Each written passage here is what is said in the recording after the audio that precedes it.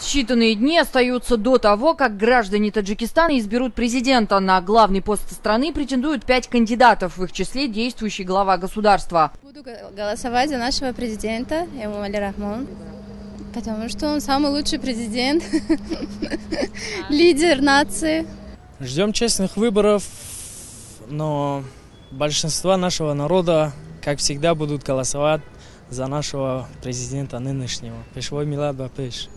От этих выборов, в принципе, я ожидаю многого, то есть изменения некоторых правил, касающихся нашей Конституции при выборе нового президента, но я надеюсь, что останется, конечно же, Эмомали Рахмон.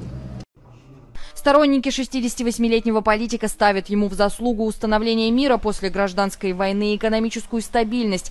Голосование пройдет 11 октября. Президентом будет признан тот, кто наберет более 50% голосов избирателей.